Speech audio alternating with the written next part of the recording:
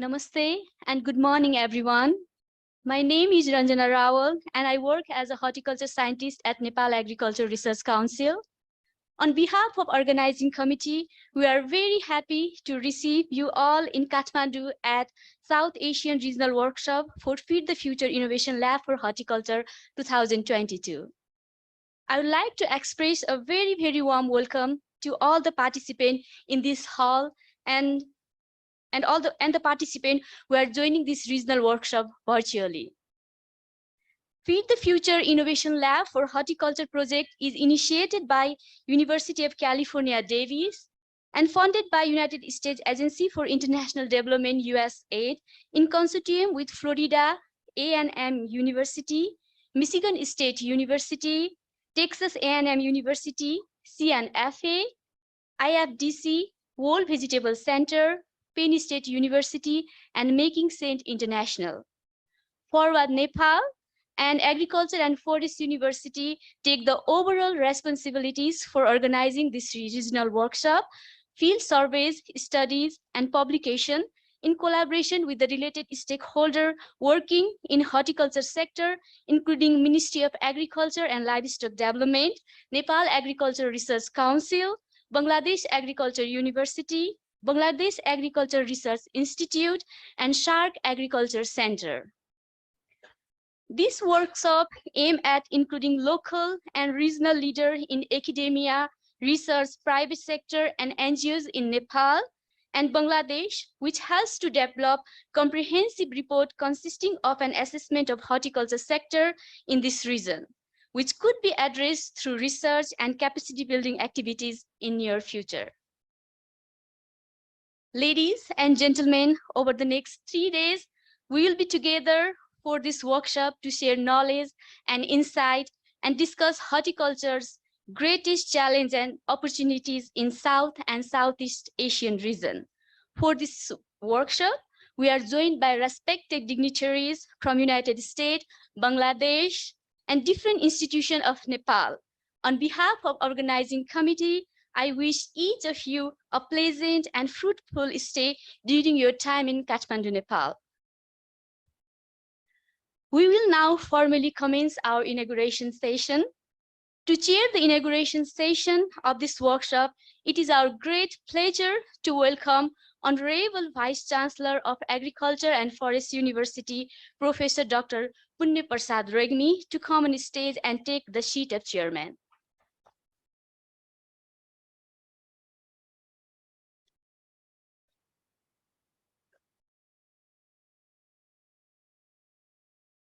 Thank you, Honorable Vice Chancellor. Due to his urgent work, our Honorable Ministry of Education, Science and Technology is not able to attend this workshop. So we would consider it a great honor to welcome Honorable Vice Chancellor of Gandaki University of Nepal, Professor Dr. Namaraj Devkota, to come on stage and take the seat of chief guest.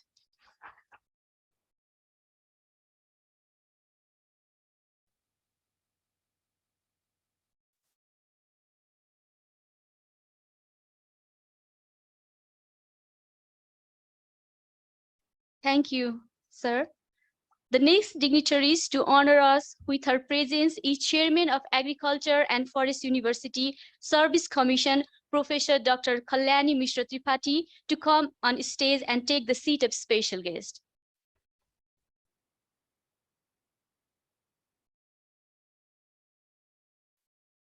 Thank you, Dr. Tripathi. We feel honored to have with us the Director of Horticulture Innovation Lab from UC Davis, California, Professor Dr. Elizabeth Mitcham. I would like to request her to come on stage and take the seat of special guest.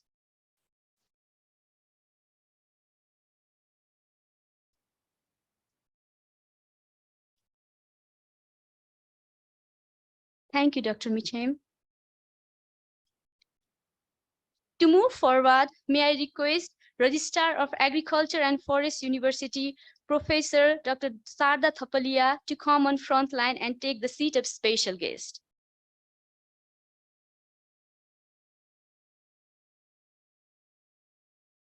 I would request Chartered Registrar, Agriculture and Forest University, Professor Dr. Suryakanta Ghimire to come on front line and take the seat of special guest.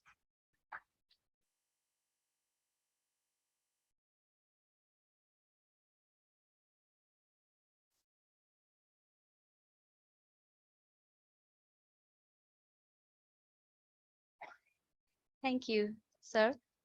It is our great pleasure to welcome Chairman of Department of Horticulture, Michigan State University, Professor William Vance Beard to come on front line and take the seat of special guest.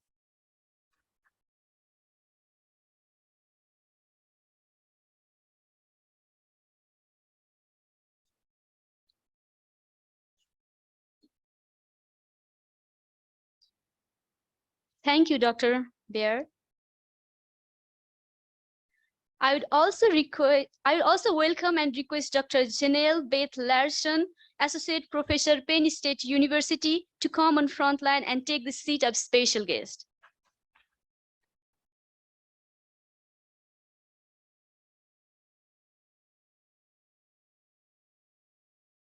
Thank you, Dr. Larson.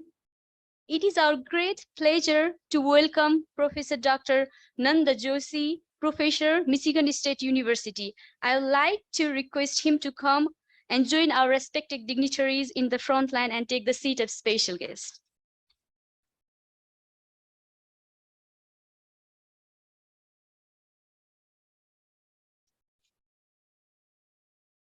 I would like to welcome and request Nobin Hada, USAID Project Development Specialist and Agri-Economics to come on the front dais and take the seat of special guest.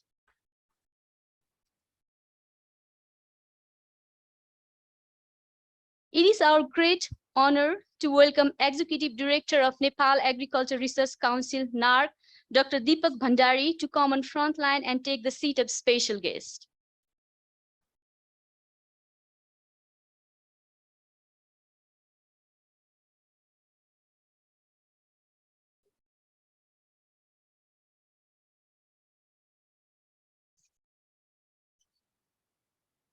I would like to welcome and request Joint Secretary of Ministry of Agriculture and Livestock Development, Mrs. Sabnam Sibakoti, to come on front line and take the seat of special guest.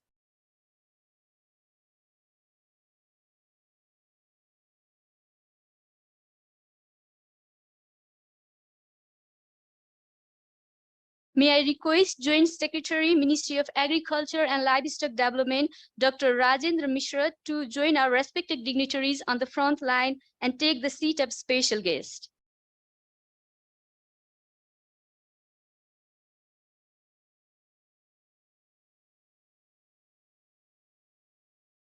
I would like to request Chief of Prime Minister Agriculture Modernization Projects, PMMP, Mr. Hasta Bahadur Bistasar to come on the front line and take the seat of special guest.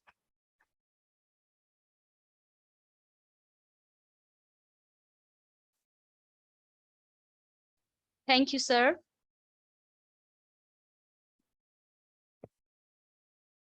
I would like to welcome and request Deputy Director General of Department of Agriculture, Dr. Shanta Koirala, to come on the front line and take the seat of special guest.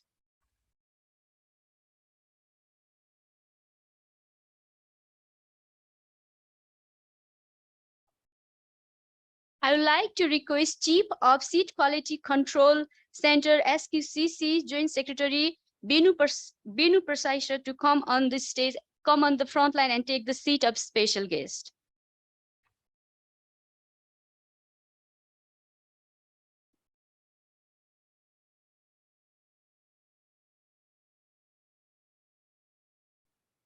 Thank you, sir.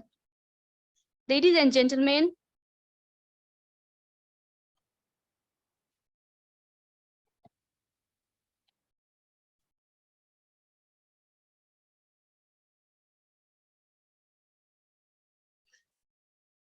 I would like to request Chief of National Center for Potato, Vegetable and Spice Crop Development, Mr. Basudev Kaplesher, to come on the front line and take the seat of special guest.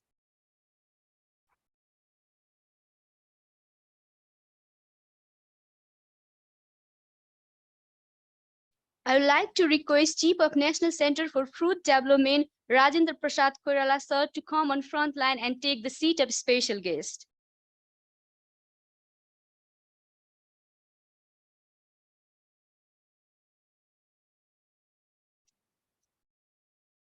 I would like to request Chief of Party COP, Kisan Chu, Alexis Ellicott, to come on the front line and take the seat of special guest.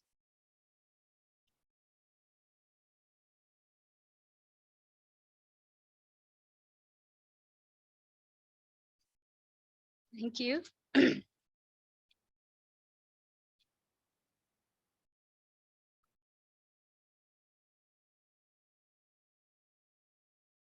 I would like to request technical specialist of UNDP Nepal, June Kim, to come on front line and take the seat of special guest.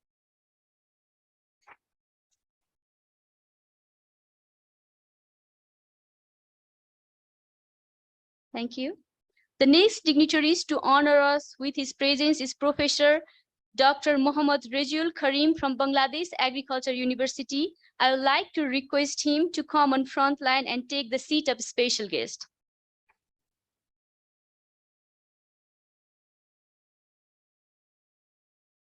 Thank you, Dr. Karim. Now I would like to welcome and request Dr. Fardowsi Islam, representative from Bangladesh Agriculture Research Institute, to come on front line and take the seat of special guest. Thank you, Dr. Islam. Ladies and gentlemen, I would like to welcome and request Dean of Faculty of Agriculture and Forest University, Professor J. Prakash Datta, to come on front line and take the seat of special guest.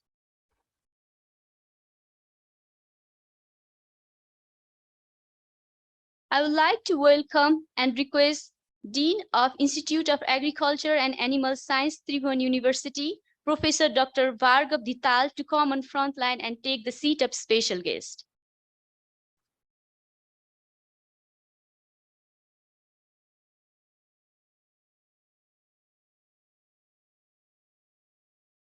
Thank you, Dr. Dhital. May I now request Dean of Faculty of Forestry, Agriculture and Forest University, Professor Dr. Balram Kumar Bhatta, to join our respective dignitaries on the front line and take the seat of special guest.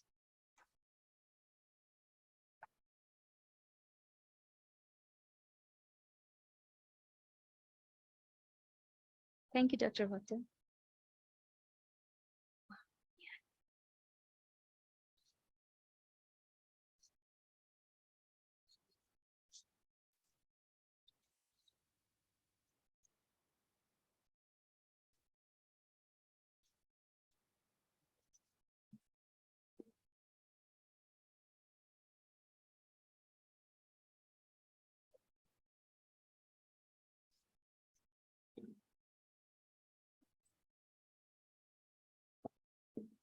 Ladies and gentlemen, I would like to request Nasreen Sultana, Dr. Nasreen Sultana from SARC Agriculture Center, to come on front line and take the seat of special guest.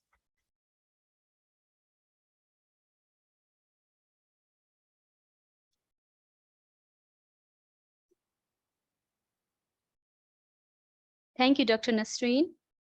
I would like to request Dean, Faculty of Animal Science, Veterinary Science and Fisheries, Agriculture and Forest University, Professor Hom Bahadur Basnet, to come on front line and take the seat of special guest.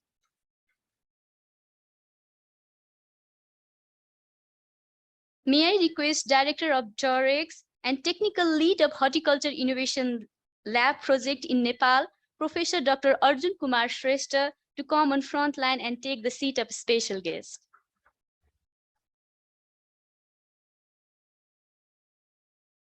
I would like to request Chairperson of Forward Nepal, Professor Dr. Durga Devkota, to come on front line and take the seat of special guest. Thank you, Dr. Devkota.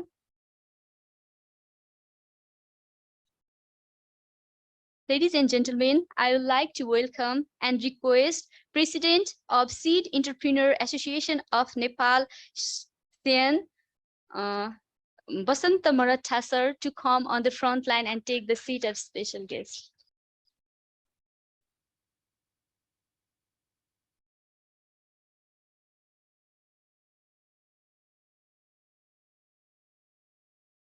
Thank you, sir.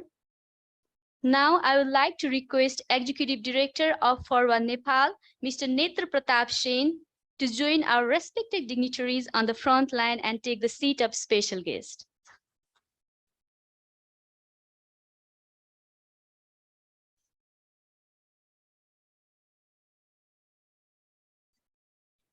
Thank you, sir. Now, I would also like to welcome and request all the participants to have their seat on their respective places. Thank you.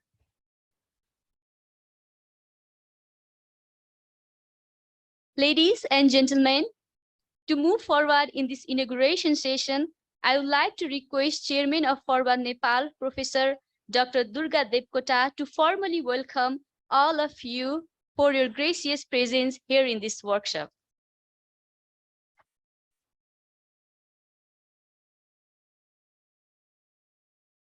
Thank you, Randana Madam.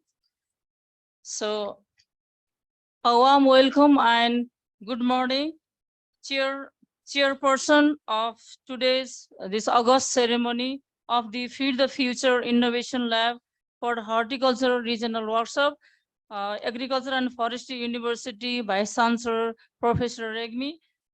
Likewise, special guest Vice Chancellor of Gandagi University Professor Devkota, and Chairperson of Service Commission Professor Tripathi Madam, registrars of Agriculture and Forestry University, deans of different faculties of Agriculture and Forestry University, and all the other delegates from the Agriculture and Forestry University, Executive Director of Forward Nepal, Mr.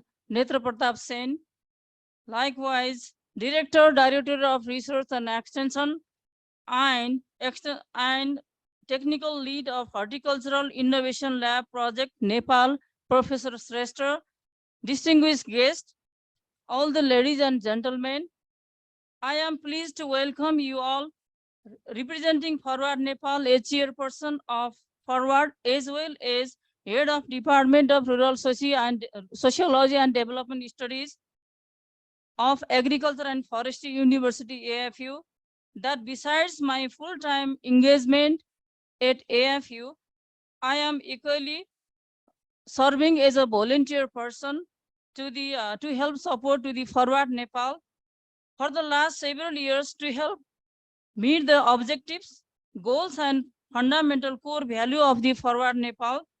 And right now, at the capacity of the chairperson of the today, I am especially pleased to welcome you all, including special delegates from UC Davis, Horticulture Innovation Lab, Professor Elizabeth Mitcham, special guest from Michigan State University, Horticulture Department Chair, Professor William Bird, Penn State delegates from Penn State, Box, Dr. Jenny Larson, Professor Nanda Joshi from Michigan State University, Executive Director NARC, Dr. Bhandari, Joint Secretary of MOALD, Ms. Sabnam Sivakoti, Joint Secretary DOA MOALD, Dr. Misra, Deputy Director General DOA MOALD, Dr. Santa Karki, Professor Karim from Bangladesh, Agriculture University, Bangladesh, Professor Islam, representative from Bari, Bangladesh, and all our committee who have been actively participating at this workshop. Likewise, Alexis Ellicott, Chief of the Party, Kisan 2, Jiwon Kim, Technical Specialist, UNDP Nepal, and all distinguished participating guests, and I would like to honor them and welcome to them. As we all are aware of the fact that the main objective of this workshop and series of planned activities are to prepare a scientific report, publications and findings that would be related to identify and prioritize challenges and potential opportunities of horticulture sector in the Southeast Asia region. This will pave out door to identify the need for future research to be undertaken by the respective agencies And in that sense, Agriculture and Forestry University would like to take a lead role in collaboration with actively involved research and development oriented organizations like Forward Nepal. Thus, in the coming 3 days, I hope we all participants will have a strongly participating environment to the theme, and we will be able to meet our set objectives. Wishing you all a very happy scientific and learning opportunities at this workshop. Thank you very much.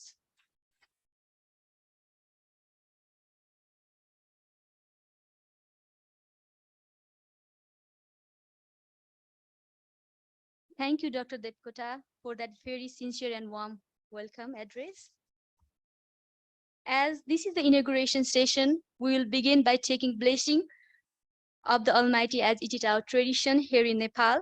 May I request our chief guest, Honorable Vice Chancellor of Gandaki University, Nepal, Professor Dr. Nabaraj Devkota, and Honorable Vice Chancellor of Agriculture and Forest University, Professor Dr. Punya Prasad Regmi, sir, to kindly come forward and light the auspicious traditional oil lamp harness.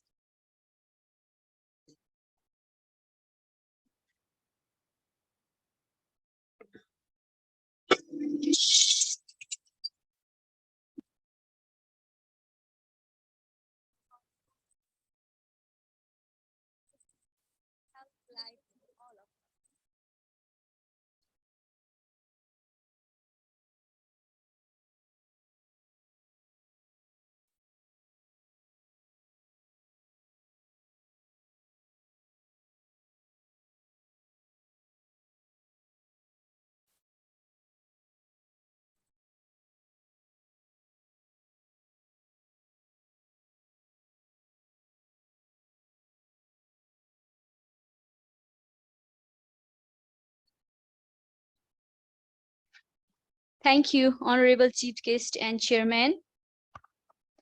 Now we'd like to proceed with the national anthem. May I request entire gathering to rise in respect of national anthem of Nepal.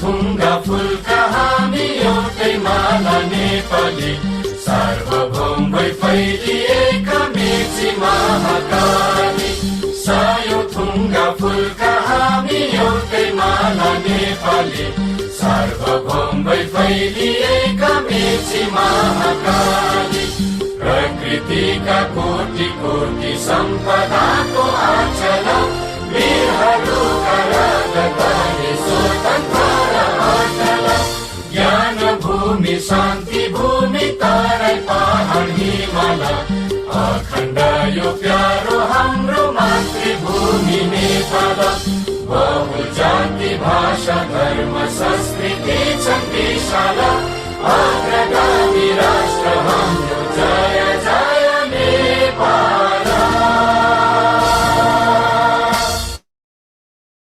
Ladies and gentlemen, you may please take your seat now.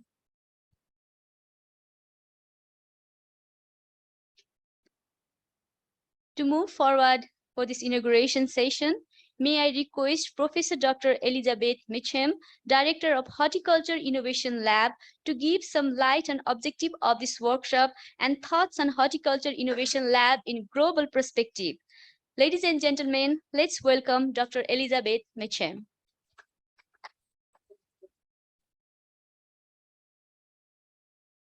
Thank you very much. Do I have a slide advancer? While we're getting things organized, I'd just like to say a couple words of welcome as well from the Horticulture Innovation Lab at the University of California, Davis. A big welcome to our special guests, especially the Vice Chancellor. Thank you so much for your support and for being here. And to all the dignitaries and special guests who we've just been introduced to, many from Nepal and our guests who come from Bangladesh, and to all of you, it's really our pleasure and happiness to have you all here at this workshop. And we're very much looking forward to learning from you about the challenges and opportunities in horticulture within this region. So the purpose of the presentation that I'm hopefully going to be giving is going to be to tell you a little bit more about the Horticulture Innovation Lab, and then also about our objectives for this workshop and what we're hoping to accomplish with your assistance.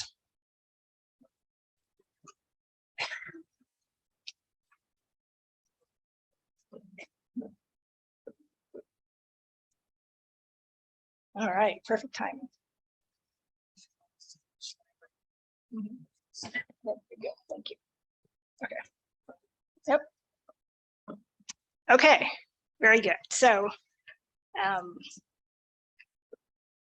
the Horticulture Innovation Lab has a goal of supporting local institutions, local researchers in its program going forward for the next 4 years. And we want to advance this local leadership to work to help smallholder farmers within the communities of this region to be more successful at producing fruits and vegetables and then marketing those to the community to improve people's livelihoods and also their nutritional status. So we want to use this local leadership to really empower the community to improve fruit and vegetable production and marketing. So our program is funded by the United States Agency for International Development, or USAID, and it's a part of the Feed the Future program. Whoops, did I do that? It's back, okay. The program's led by the University of California, Davis, and I, as Elizabeth Mitcham, am the director of that program. And as you heard in the introductory remarks, we have a consortium of institutions that are working together with us on this program. And this includes gender, nutrition, and youth engagement specialists, including Dr. Janelle Larson, who's our gender specialist. And then we have partner institutions, the Florida Agriculture and Mechanical University, Michigan State University, Texas A&M, and also the World Vegetable Center. And then we have 2 scaling partners, CNFA and IFDC, who are affiliated with our program. I should mention our nutrition specialist comes from UC Davis, and our youth engagement specialist comes from Making Sense International. So as I alluded to, our model is to work with local leadership. So you see sort of the model here. We have UC Davis and the consortium at the top of the model managing the program, but at the core of the project, at the center, are the local activities. So this starts with identifying what the regional needs are, what are the regional opportunities and needs, and then developing projects collaboratively, and then disseminating information. So that will be done with very strong collaboration and really leadership from local organizations.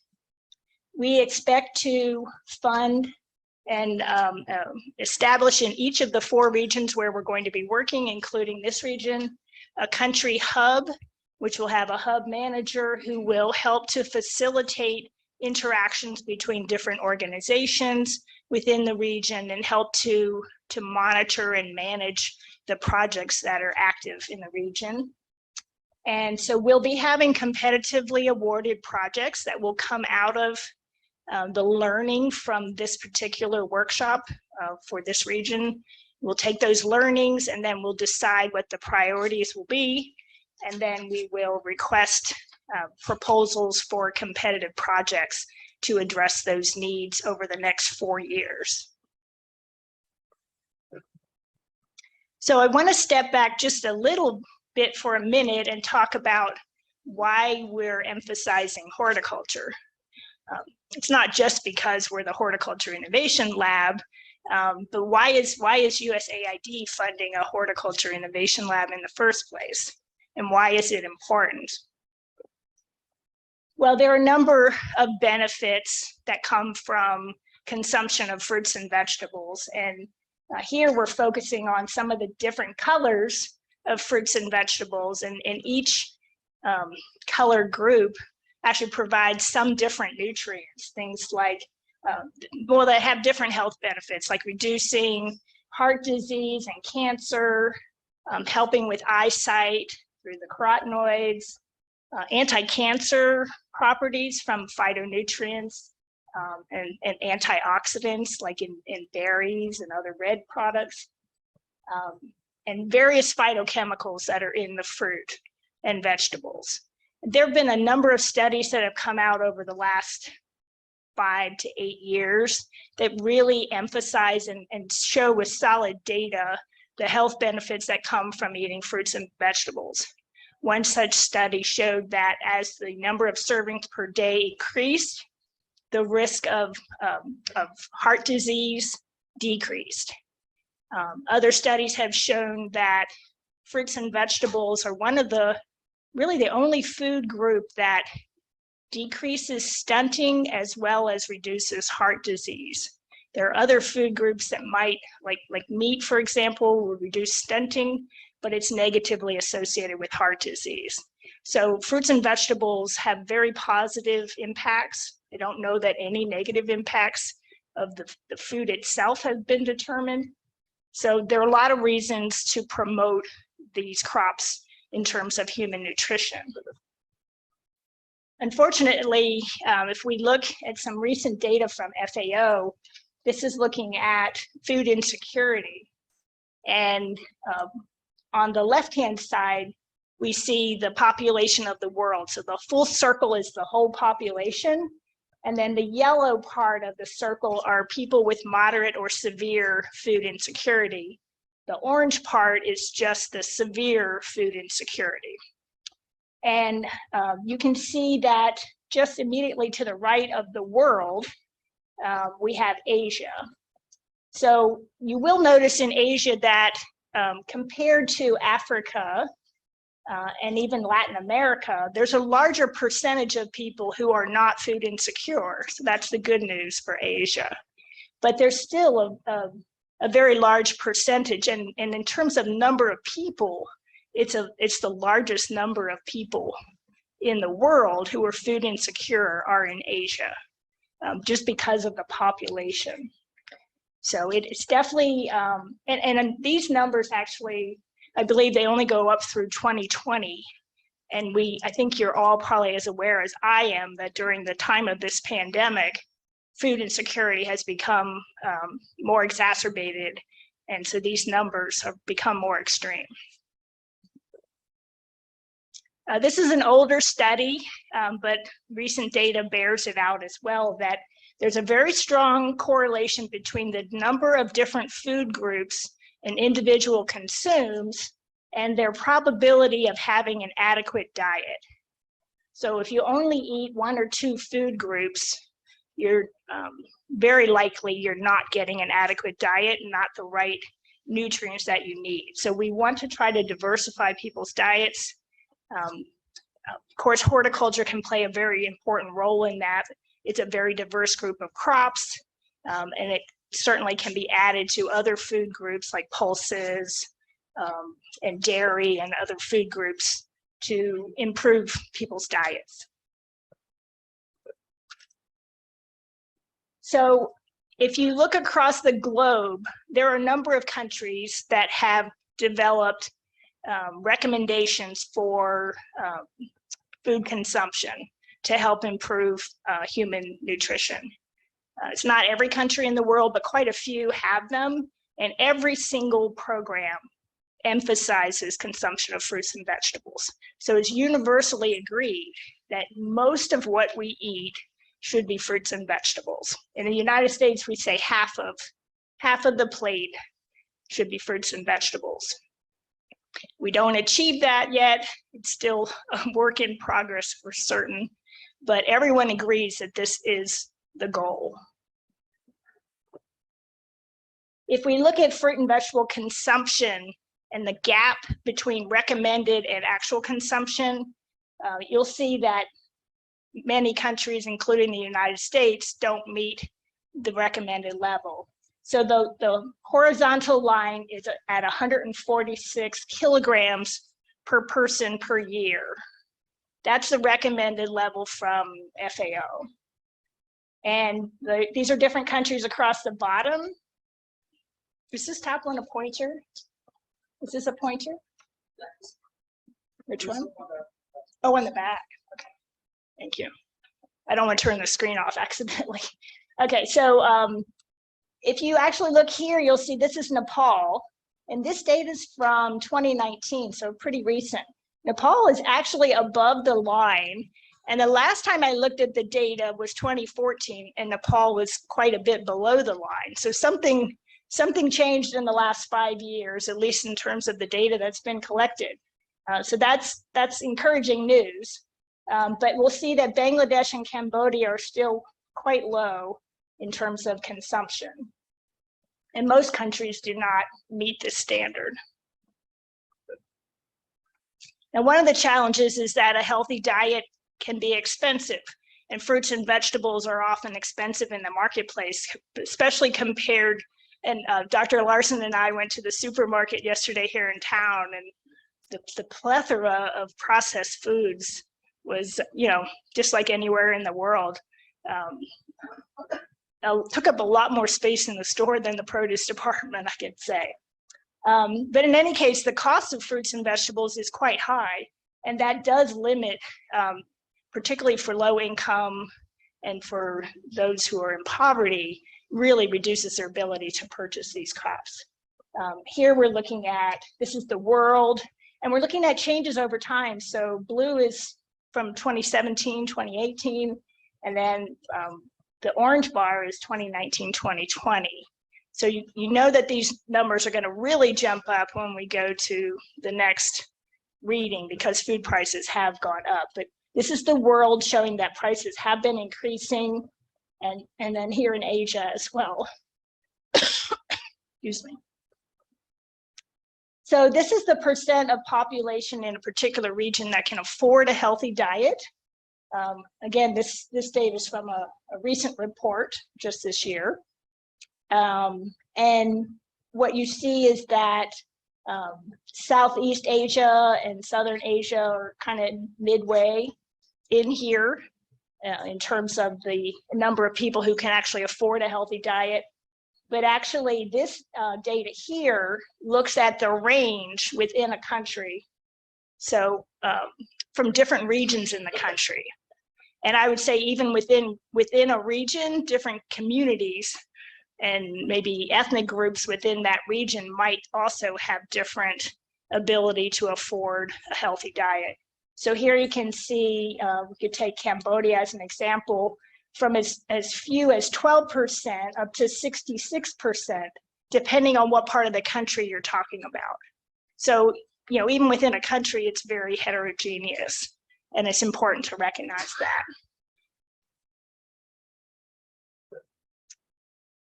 So this data here is looking at the burden of our diet, and showing that a diet that's low in fruits tends to have, so the blue bar represents the amount of heart disease. So we have a fair amount of heart disease that comes from low fruit consumption. Interestingly, I've never seen this before, but stroke, the risk of stroke is quite high with low fruit consumption, and then also cancer.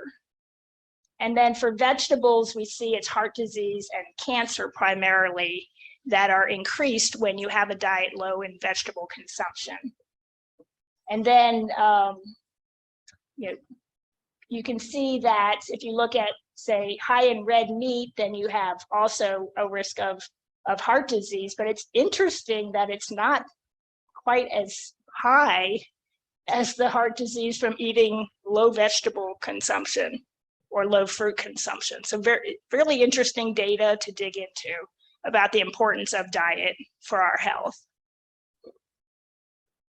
Okay, so hopefully if you weren't already convinced before you came in the room, you're now quite convinced that horticulture is very important for us to be working on. So just a few more slides about our approach and the objectives of the workshop. So our program strives to be very interdisciplinary. So we have technical horticulture experts, economists, nutritionists, and then also we want social scientists to also be engaged in the program so that we can look at horticulture very holistically and interdisciplinarily. We feel that bringing all these elements together is important to really realize the benefits of horticulture.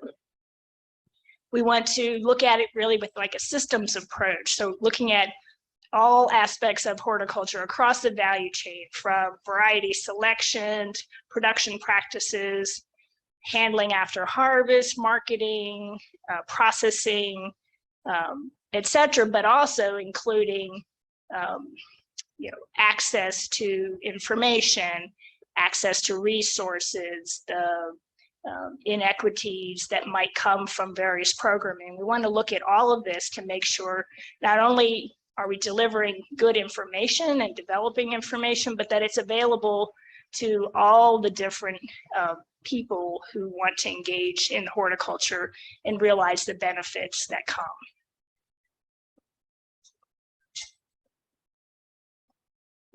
Okay. Doesn't want to go forward. Can you advance one for me?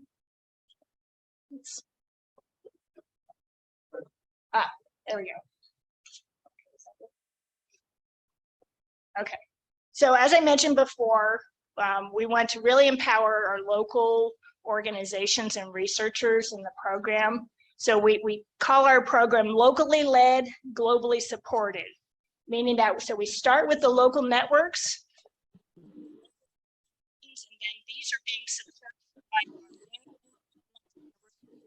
Davis and our global partners in our consortia.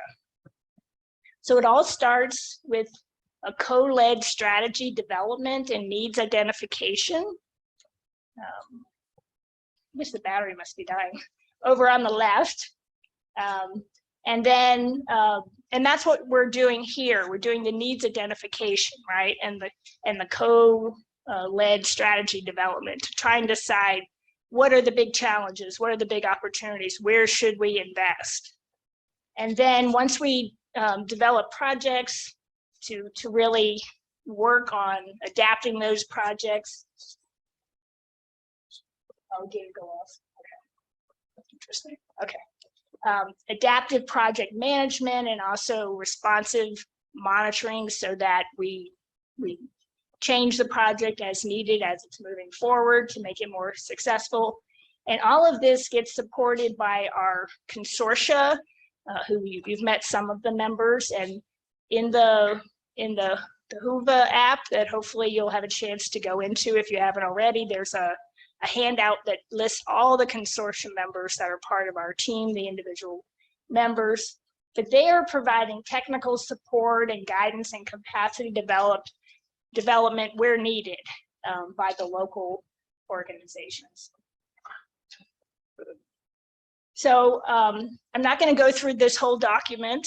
There's a lot here, but we have thought about a theory of change, and just to mention here that we have under our sphere of control is the Horticulture Innovation Lab activities, the different projects we're going to fund, the information that we will be disseminating. The inputs include the stakeholders that are from different parts of the value chain and also the social systems. So it's different types of individuals involved in the horticulture sector, including all of you here today.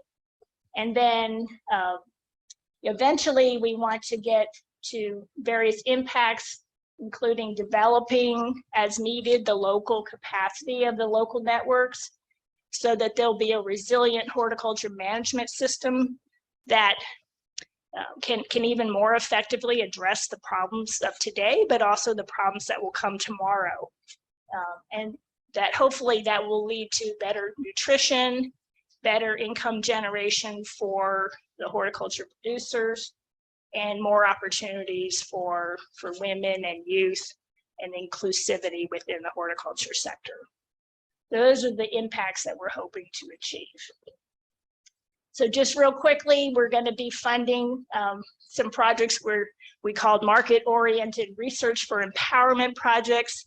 That's kind of the big umbrella project. There'll be one per region, but each project will probably be made up of a number of smaller projects within it. And these will be looking at addressing those challenges and opportunities, but also including some social science research within them, as well as the technical research. And then we also have funded a couple of small critical engagement projects that are targeting specific topics within a region, but that would apply to these larger projects. Okay, so that gets me then to the purpose of the workshop. I've alluded to it a couple of times. And that is that we really want this, it may be different from many workshops you've gone to in the past. So other than this short presentation today, right now, mostly we're not going to be telling you information. We are going to be asking you for information. So each session will be initiated by 3 presentations from local experts who will help to set the stage and frame the discussion. But then we will be gathering information from you. So we really need your engagement, your ideas, your information, and we'll be collecting all of that. And that information will go into our decision making on where to invest resources to do activities over the next 4 years. So it's super, very, very important to us to get everyone's thoughts and ideas. So we look forward to that over the next 3 days. So thank you so much. I know we're going to be asking some work from you for the next 3 days, but I really appreciate it. And thank you very much for being here. Thank you.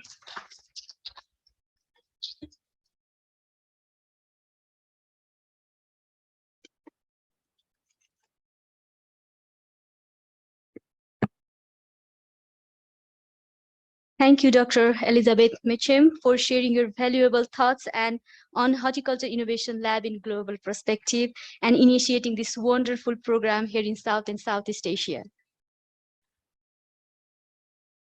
Now, I would like to request Director of Torex and Technical Lead of Horticulture Innovation Lab project in Nepal, Professor Dr. Arjun Kumar Shrestha, to give some thoughts on current status of horticulture in South and Southeast Asian region.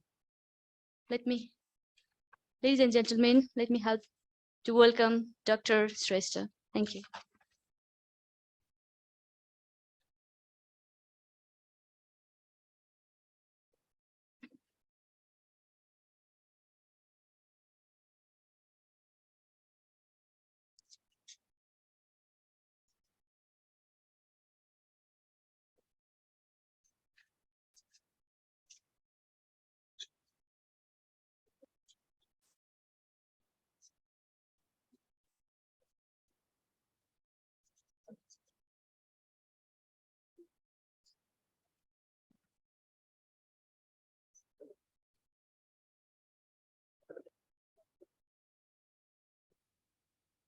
Thank you, Dr. Ranjana. Chair of this inauguration ceremony, chief guest, all the dignitaries from different organizations. So I'm going to highlight the major aspects related to the status of horticulture, more specifically the fruits and vegetables in South Asia region.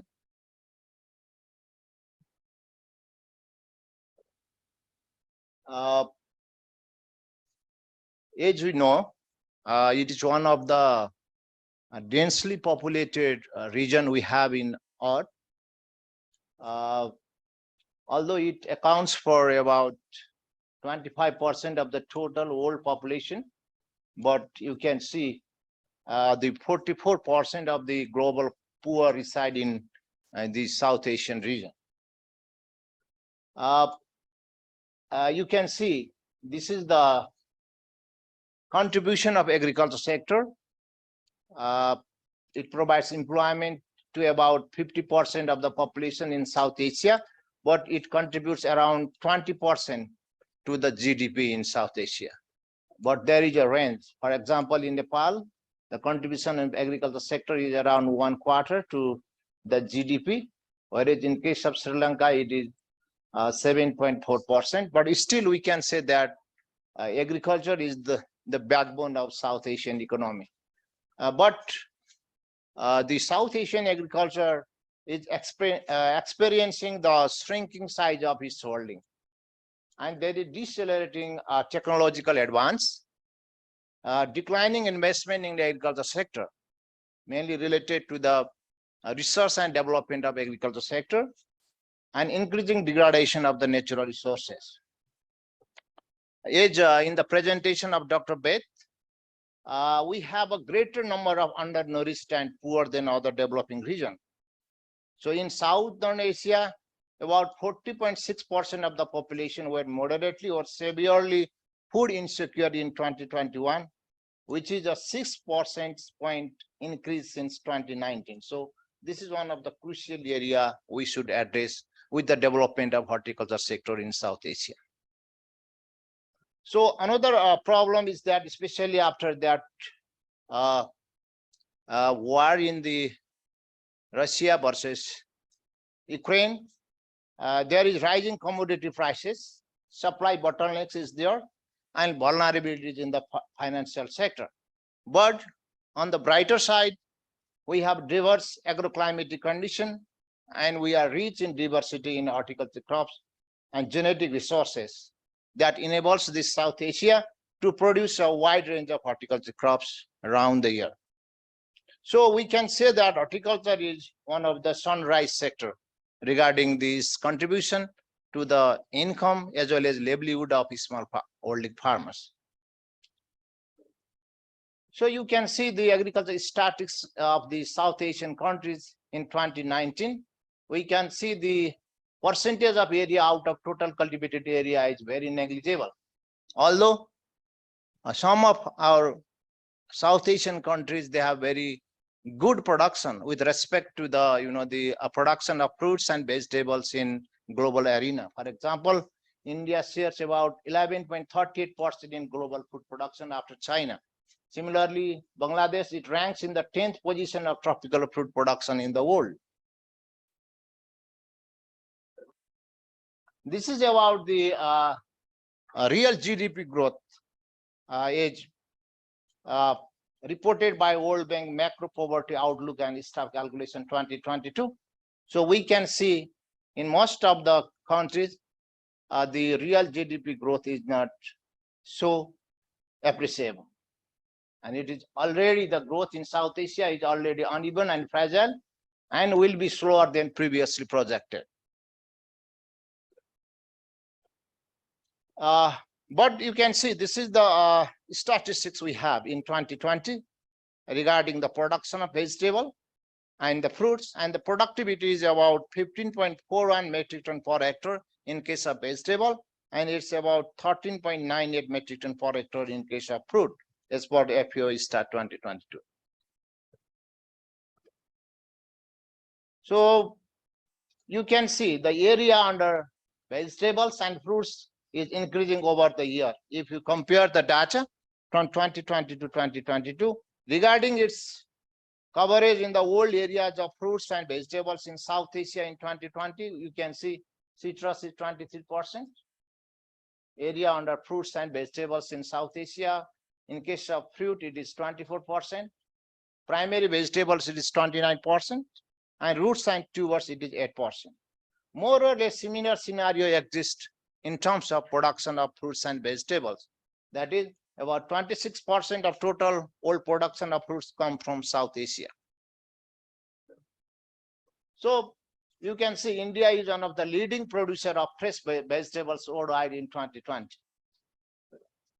And you can see Asia, regarding the global fresh vegetable production in 2020 by region, it is one of the largest producer of fresh vegetable.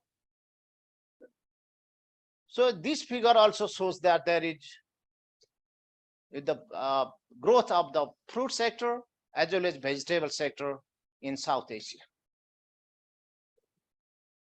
This is some of the statistics related to the production of major fruits and vegetables in Nepal. Then in India, you can see a huge production is there.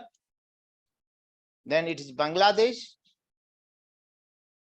in 2020-21. And this is the status of vegetable production in our neighboring country, Bhutan, both the vegetable and fruit. Similarly, this is the status of Afghanistan regarding the production of fruits. You can see almond is the major fruit in Afghanistan. Raised potato is the major vegetable in Afghanistan. In case of Pakistan, citrus is the major one, followed by mango and banana. So in case of vegetable, potato is leading in Pakistan too. So in case of Sri Lanka, you can see oranges is the leading fruit, whereas still potato is the leading vegetable in Sri Lanka too. In case of Maldives, the production is very low. The number one is a banana in case of fruits, whereas tomato is the number one in case of vegetable. But unfortunately, the per capita consumption of fruits and vegetables is low as compared to other countries. You can see the status of the most of the South Asian country here. Even in India, the consumption of fruits and vegetable per capita is very low, although the production is very high as compared to other Asian countries. So the population growth, rising income, and the rapid urbanization, they are the transforming factors regarding the fruit consumption, and it has increased the demand for the fruits and vegetables. So especially in the rural communities, it is rapidly shrinking, feminizing and aging. For example, in the recent reports of 2021 indicates that about 40% of agricultural land in the hill agroecological region of Nepal have been abandoned.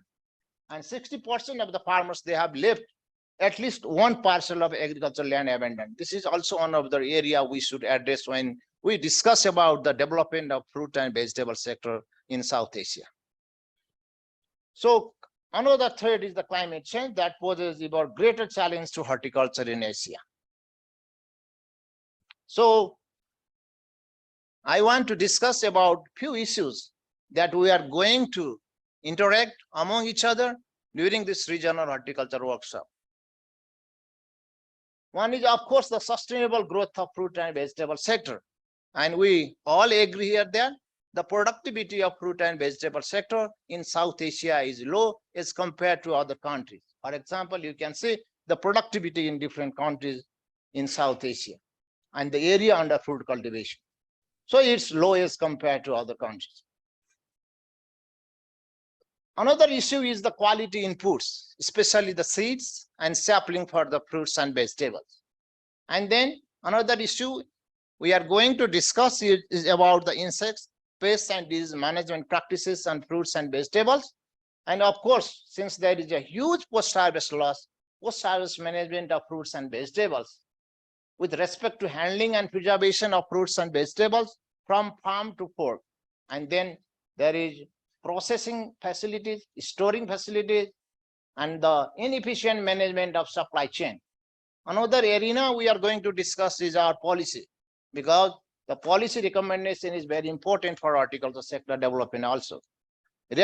Another issue will be the food security and nutrition of fruits and vegetables. Similarly, we will discuss about the issue of farm mechanization in fruits and vegetable sector, because mechanized fruit farming is out of reach for smallholder farmers. Similarly, JC and youth entrepreneurship for production and processing of fruits and vegetables will be another area. And for improvement of the, the productivity, biotechnological improvements in fruits and vegetables is utmost important. And this promotion of protected horticulture will be another area. So regarding the effect of climate change and adaptation strategy in fruits and vegetables also, we'll have presentation from the respective presenters during our 3-day regional horticulture workshop. And of course, we will discuss about horticulture extension and marketing of horticulture commodity, promotion of organic horticulture. And we know the pollination deficit is another issue when we discuss about the improvement of the productivity of fruits and vegetables in South Asia. So food safety issues in fruits and vegetables will be discussed by the Department of Food Quality Control. The Director General of the Department of Food Quality Control will discuss about this, because this is a critical issue from the consumer perspective and also the producer perspective as well. And we shouldn't forget that our horticulture systems, our horticulture production system in South Asia is mainly dominated by smallholder farmers. So whenever we discuss about the development of fruits and vegetable sector, we should give more emphasis to smallholder farmers. So another area will be the trade and investment in intra-regional. There are so many barriers that may be tariff barriers or non-tariff barriers whenever we discuss about the trade and investment in the agriculture sector. And this has also contributed to the slowing down of horticulture growth in many countries of the region, especially including Nepal. So intra-regional investment and sharing of technology with respect to food processing industry can also help in fostering the regional supply of fruits and vegetables. So this can be some of the points regarding the way forward. In my opinion, the major concern of this sector should be improving the productivity of fruits and vegetables through research and development, enhancing the share of the value-added products. I mean, we should also give emphasis equally to the processing part of fruits and vegetables, then geographical diversification of exports, and enhancing the infrastructure, mainly to the marketing yard, cold storage, and rural roads. So better and more comprehensive support system is needed for the development of Asian fruits and vegetable sector. That includes early warning system, innovative crop insurance, value chain development, of course, inclusion of digital technology in horticulture sector, increase access to the credit to the small farmers, and this is very important. Agriculture policy should support innovation, markets, and better nutrition. So, in my opinion, focused policy intervention are needed to realize the potential of fruit and vegetable sector in South Asia. Not only by the respective government, but also the regional integration is essential whenever we talk about the policy intervention. Another issue is the government as well as non-governmental sector are not showing sufficient investment in research and development for the horticulture sector, more specifically in the fruit sector. So innovation is needed to boost the productivity, and regulation for sustainability. Yeah, that's most important. Post-harvest infrastructure will be also important part, and location-specific research and development program. And at last, but the most important thing is the integration of technological, nutritional, and socio-economic research for the growth and development of fruit and vegetable in South Asia. Thank you for your patience.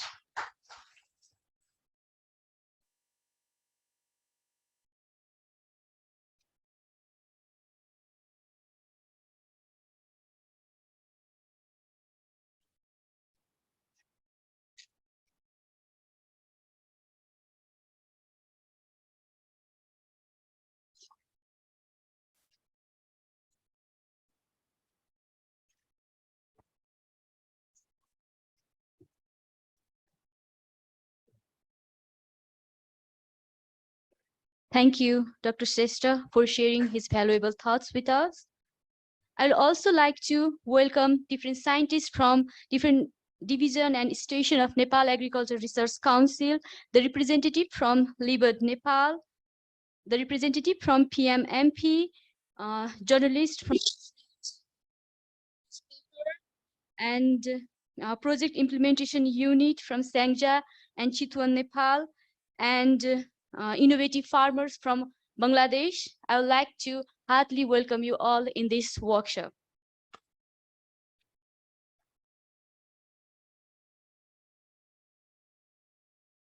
Now, may I request Professor Dr. Mohammad Rizul Karim from Bangladesh Agriculture University to kindly come forward and share his valuable remarks. Ladies and gentlemen, please welcome Dr. Karim.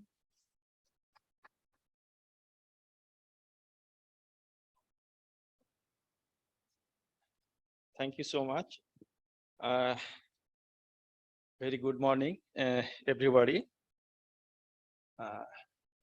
I'm very much happy to be here today to attend the seminar, which is organized by the Forward Nepal, as stated by USAID, Feed for the Future Lab, Innovation Lab, UC Davis.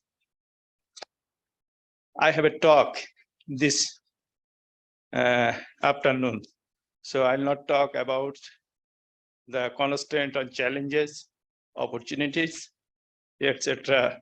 on the horticulture, but I'd like to address two main things. Number one, we have a lot of challenges in this region, specifically South Asia or SAC region, but in my opinion, or I think, we have a lot of opportunity, but two opportunity is vital. One is our soil and climate is very much favorable, fertile for the production of horticultural, diversified horticultural products. So this is our one opportunity. Another great opportunity is our youth manpower. In this region, more than 1/3 people are youth. They are between 15 to 35 years old. So if we can properly utilize those resources, then maybe we can offer many challenges to meet up the nutritional and food security in this region. And I wish the success of this workshop. Thank you so much for inviting me to attend this workshop. Thank you so much. See you in this afternoon.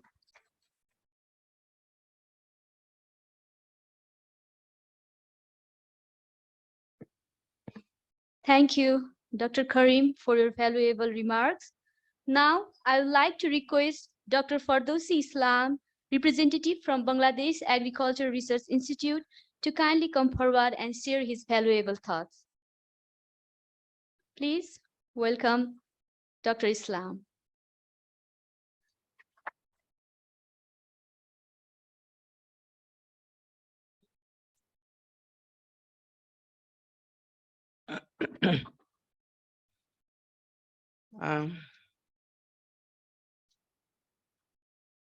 Honorable Professor Dr. Rizim, Vice Chancellor in Agriculture and Forestry University, Professor Nabaraj Devkota, Vice Chancellor, Gantech University, Professor Dr. Elizabeth UC Davis, Horticulture Innovative Lab, other dignitaries, ladies and gentlemen, good morning to all. Actually, this is my great pleasure and opportunity to say something in this August gathering. Actually, we know globally issues of nutrition is important topics, and moreover we know Most of the nutrition comes from horticulture crop, especially fruits and vegetables. So to develop healthy generation, to need the strength of horticulture research, its development, and all kind of activities. It is views regional horticulture workshop will contribute a big role in horticulture area. In this, I think such type of workshop will extend the activities of horticulture work, such as post-harvest loss activities, value chain, value addition, and lot of activities will be enriched. Moreover, we know the climatic condition, our presenter Dr. Arjun already mentioned, climatic condition of South Asia is suitable for horticulture crop, especially temperate and tropical fruit and vegetable. So if we nourished or take care properly, this region would be a hub for horticulture crop, such as fruit and vegetables. So it is utmost needs to organize such type of workshop regularly or half yearly. I would like to express my heartiest thanks to organizer to invite me as well as Bangladeshi team to attend here. I also thanks to UV Davis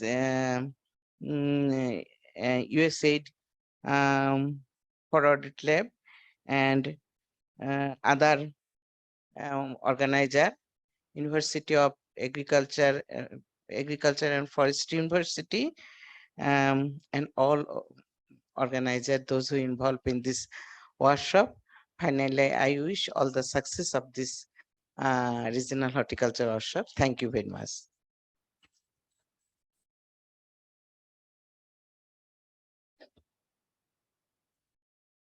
Thank you, Dr. Islam, for your valuable thoughts. May I now invite Dr. Nasreen Sultana from SARC Agriculture Center to kindly come forward and share her valuable thoughts. Ladies and gentlemen, please welcome Dr. Nasreen Sultana.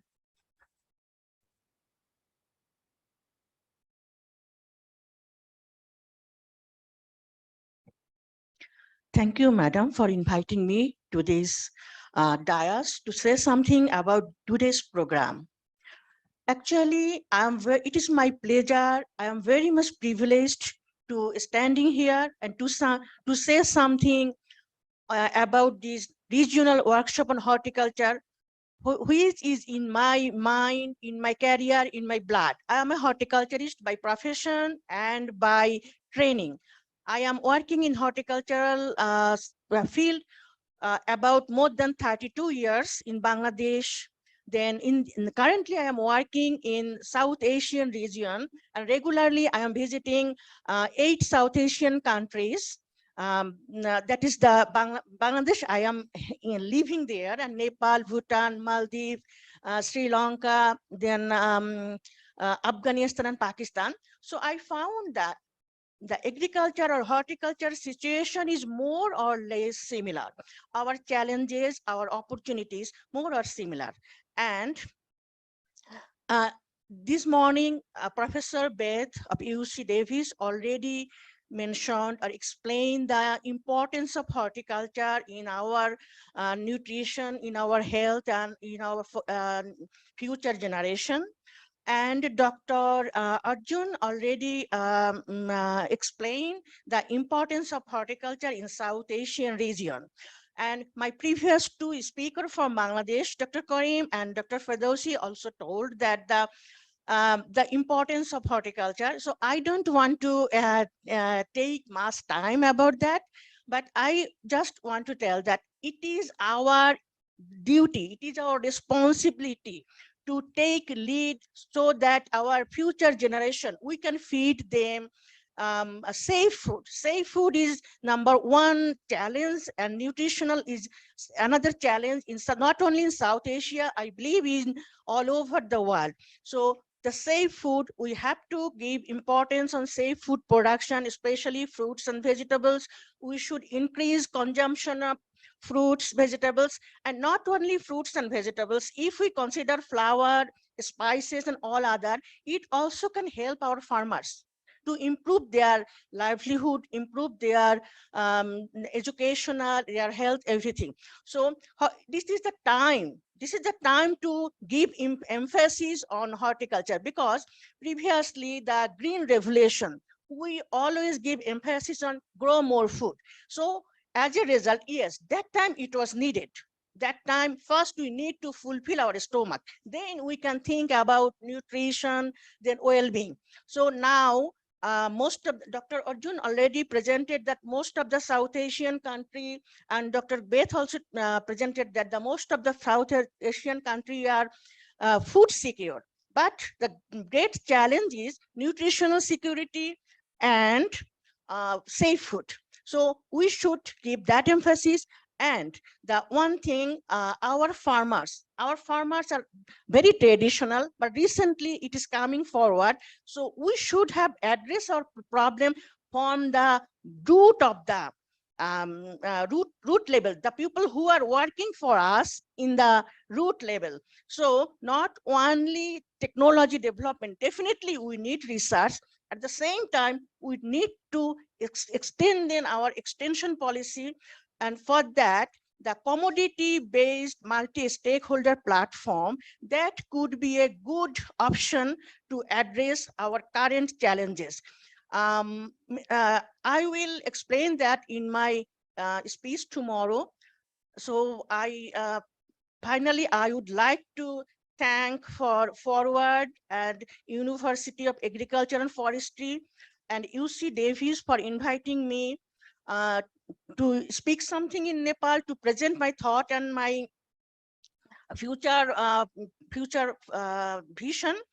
And at the same time, I would like to thanks everyone who I forget to speak in the beginning, who were in the dais, Professor Regmi, with whom I worked 2019, and Professor I forget his name because I have heard just once. So from my bottom of my heart, I would like to thank everyone, the organizer and Nepal government who organized this, because to take forward horticulture in future, we need to organize this kind of workshop frequently.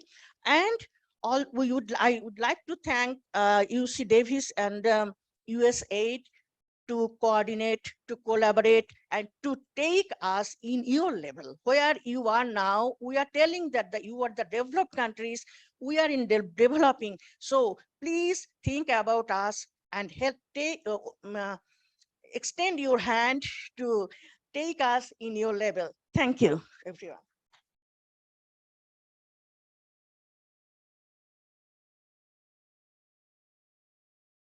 Thank you, Dr. Narshin Sultana. Ladies and gentlemen, I'd also like to around more than 10,000 or 11,000 hectares of land. And again, production is far below than what we are seeing in other countries in the region. And talking about fresh vegetable is one of the most important horticultural crops in Nepal for smallholder farmers whose livelihoods basically dependent in producing and selling the vegetables. And vegetable traditionally is being considered as a very important and quick income generating horticulture crops for smallholders in Nepal. Around 3.7 million households are engaged in production of vegetable, where around 17 to 20% are female-headed. So it means it's a huge.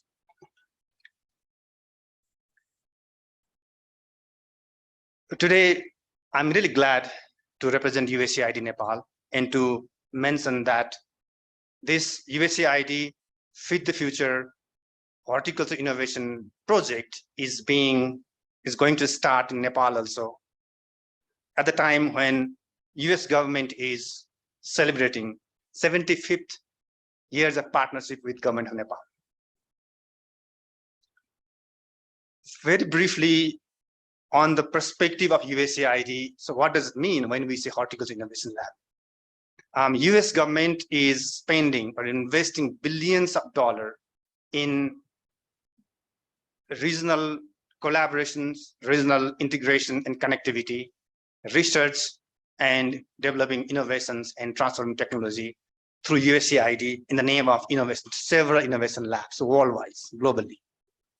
And this Horticulture Innovation Lab is one of the many these centrally funded or Washington-based agriculture projects or program. And as Beth said, globally connected and supported and locally led. The objective of Horticulture Innovation Lab is basically to bring global support, including experts, not only in horticulture, but in agronomy, agriculture economics, agriculture policy, and gender, to enable long-term development of regional expertise and be able to utilize regionally those innovations and technologies. And as we heard from Beth again, this Horticulture Innovation Lab is led by UC Davis, University of California, Davis, and partnered with Agriculture and Forest University and Forward Nepal, two local Nepali entity. I just would like to reiterate again what Dr. Arjun said in his presentation. So where we can get maximum out of this Horticulture Innovation Lab in Nepal and in the region itself. There are many areas to work because of less efficiency in terms of production and mobilizing the factor of production factors in the horticulture subsector. There are a lot can be done in terms of post-harvest production or post-harvest management or handling to reduce the loss, safe use, and I would add quality of horticulture commodities, and increase production and productivity to enhance the productivity. And now I would like to add on Dr. Arjun's presentation. So one very important fact is that to bring on board the private sector in horticulture subsector and increase the investment in the subsector. Globally, I was reading one of the articles this morning that globally in 2011, there was $33.7 billion of investment worldwide in fruits processing alone. That is coming from the private sector. And that has grown by 12%, grown the compounded annual growth rate by 12% over the last 1 decade. So it's huge. But if we look at and come back to Nepal and look at there, it's around 150 private sector actors are engaged in fruit and vegetable processing. Out of that, 34 are medium and large enterprises, bringing around $300,000 US. So it means a lot needs to be done in terms of creating enabling environment for this private sector to come forward and do the investment. So finally, this Horticulture Innovation Lab is not the first time that we are having in Nepal. If I'm correct, Beth, we had before the earthquake, 2012-11 timeframe.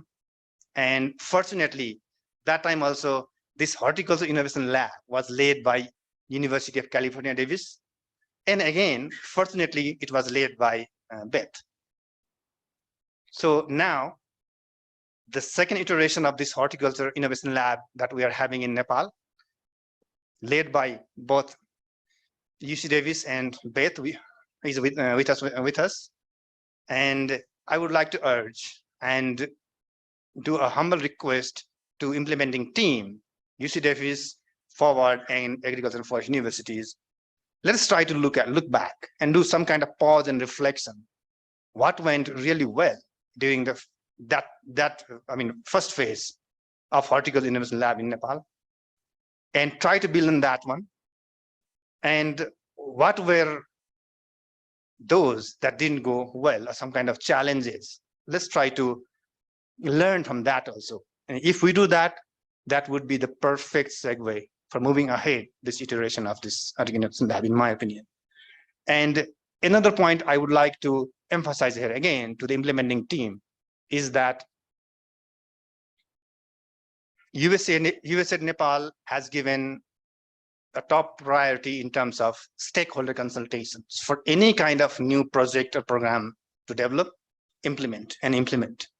So we are in the inception phase and stage of this Horticulture Innovation Lab in Nepal. I would like to request in all the implementing team to have a dedicated discussion, continuous consultations with the stakeholders, primarily with Nepal government, Ministry of Agriculture and Livestock Development, because they have got huge investment undertaking in the horticulture subsector, private sector, and also a donors community.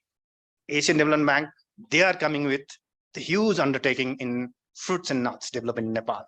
So let us continuously have dialogue and consultation, not only during program planning stage, but during the implementation stage also. With this, I would like to extend my appreciation for particularly our local two partners, Forward and Agriculture and Forest University, taking lead in organizing this very important workshop, inception workshop, I would say rather. And I wish all the very best wishes for the 2.5 days of the program. And I hope the productive discussions among such a rich expertise that is coming from local in Nepal and outside will really bring and streamline the program planning and moving ahead in terms of implementation of project. Thank you very much.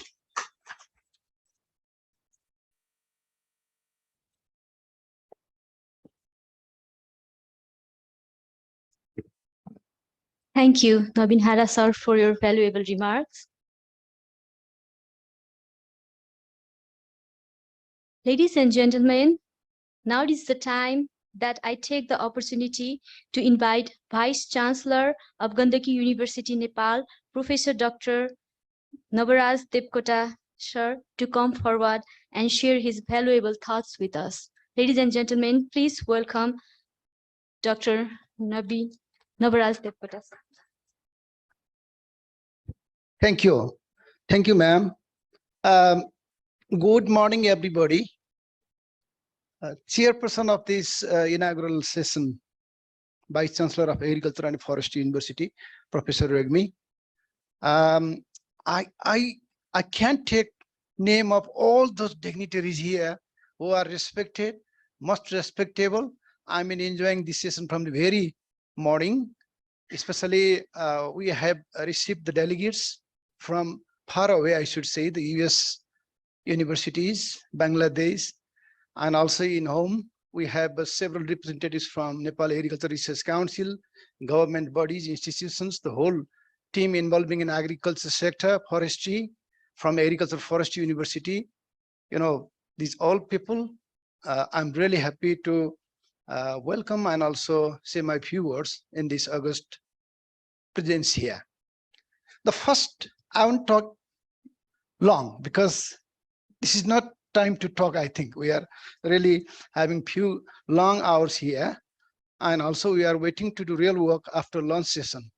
And the most important thing is I'm so lucky that most of my previous speaker I well talked, elaborated, defined, and then give us a very good and concrete ideas. I don't want to repeat them, but I would like to respectfully support my views, especially the last presenter, Mr. Navin Hara. He really had given us a clear picture about what we should think of this kind of workshop, conferences, what should be the prioritized area, and what would be the possible challenges and issues that might be taken as a message for home. So just my reflection, basically, I'm also a professor and still I'm associated with Agriculture and Forestry University. I've been working there for the last 36 years. I'm seeing my colleagues, senior colleagues here, and also the respected teachers who is working right now in US countries, universities. So whatsoever capacity I've been working at Agriculture Forestry University. Before that, we were a part of Tribhuvan University, Institute of Agriculture and Animal Science.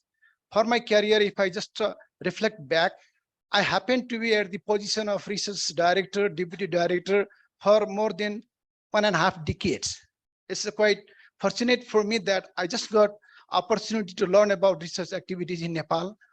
On the basis of my learning, what I'm thinking right now is we have a definitely need of very serious, challenging commitment in research. You know, we all are, especially the scientists and professors, are working in the area of research. But the main constraint is in developing worlds, I think we are aware that the government easily do not prioritize funding for research. That's a hard truth, because government has different area to prioritize. We are still working about, you know, infrastructural development, investing on education, investing on health sector. And in Nepal, the country like Nepal, you must spend a couple of thousands of dollars for natural calamities, how to fight. They are not expected and planned. So research is always something, you know, felt well area, but not invested well from government perspective. But still there are certain institutions and universities, we are trying to make a collaborative efforts and develop different technologies, especially in agriculture, horticulture sector. So what I'm talking is, if investment is low, then we must be aggressive in terms of searching more fund. And no need to say how important this horticulture innovation lab is for countries in Southeast Asia, Nepal, Bangladesh, Pakistan, or whatsoever. We can do a lot better by using the funds or the research money, but it's not easy to grab those money. We must work hard. And I think this workshop is a kind of pivotal in that sense that in the coming 2.5 days, we will have opportunity to talk among us, identify the issues, and think how aggressively we can work to develop a very good proposal, right? And then we can really think about a couple of serious issues in horticulture research that might be a leading, you know, research prioritized area for coming several years. What we can say is, for example, in one hand, we have to address small farmer. See, I'm seeing different dilemma in our context. Small farmers are those people holding very few or very less land, and they are constrained with several other things. But we are expecting from them. If you expect something from small holders, then our priority must be focused to them. How we can support? What are the institutional support to them? What are the technological support to them? Well, investment is required. Like Navin Hada from USAID just talk of very nice things that there are opportunities for investment. Big, you know, investors are also investing in this sector. But the problem is whether they reach up to the level of innovation and research, whether this also safeguard the interest of small farmer. If the interest of small farmers are not safeguarded, and obviously they won't stay in these enterprises for long, and that will be a kind of scatter sort of things you can collect. In one hand, you can think that that is production, but in reality, it's not sustained. It may not serve them for their, you know, the livelihood support system. So that's a very interesting, challenging things. If we need to, you know, focus and identify this area, what will happen? We can really continuously working with those small farmers and then try to safeguard their interest. For that, we must involve very basic research that suits their need and then specific capacity building things. So research is a continuous process. If we stop researching, there would be no innovation. There is less scope of having innovation. And when we prioritize one sector, say how we can safeguard the interest of a smallholder, and then there are other contemporary issues we should not forget. how to produce safe food. It's the time not to only produce food, not to produce horticulture food is not enough. We must also think about safe production of food, because rampant use of pesticide and insecticides is keeping lots of health pressure. Lots of different diseases are coming up which were not in our history. For example, because of several reasons, and the use of pesticide is also blamed for that. So safe food production is one thing. How to increase productivity is the next thing, right? And then how to build up institutional facilities such as input supply system, market system, loan providing system. All these are interrelated. So my concern is, in my opinion, when we try to take all these aspects into research, somehow we must try to also address these issues, not research as a technical part that may not yield us something what we really looking forward. So if we come up with a systemic approach and thinking about the policy issues, prioritizing the research agenda, also for innovation, also for institutional development, and also for safe food production, maybe that should be the coming strategy of horticulture research in Nepal and South Asia. It's my personal thinking. By training, I'm not a horticulturist. I know a little bit more about animal nutrition, but when I worked for last several years in research area, I have been equally fortifying with the knowledge and exposure of my colleagues and seniors and students. And on the basis of these things, this is my impression. I hope that we will be able to utilize our time in this workshop for coming 2 days with what we have set goals and objective. And to the best of my time efforts while I will be in Kathmandu, I'm very interested to join you in the table for discussion and provide my candid thought whatsoever it would be possible. With this little remark, I hope that your stay in Kathmandu would be very beautiful. We are nearly approaching to the season that is best suited to visit Nepal. October and November are considered very good time. Let's hope that late September is also not worst, and you will have a good time in Kathmandu. And if you have planned for a sightseeing and other, the visit program also, I hope this is another beautiful time to do that also. Let's spare some time for your, recreation and then sightseeing also. Thank you very much.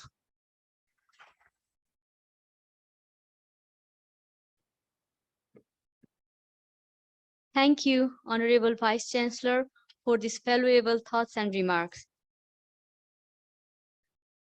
Moving on, it's a time to propose the vote of thanks. May I request Director of DOREX and Technical Lead of Horticulture Innovation Project in Nepal, Professor Dr. Arjun Kumar Shrestha, to kindly come forward and address the vote of thanks to all of our participants.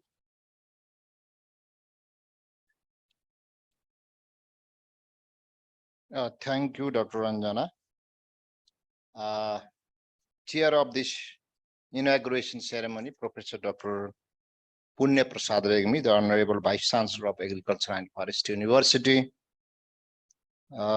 Chief guest, Professor Dr. Navaraj Devkota, Vice Chancellor of Gandaki University, Nepal, and all the delegates from different organizations.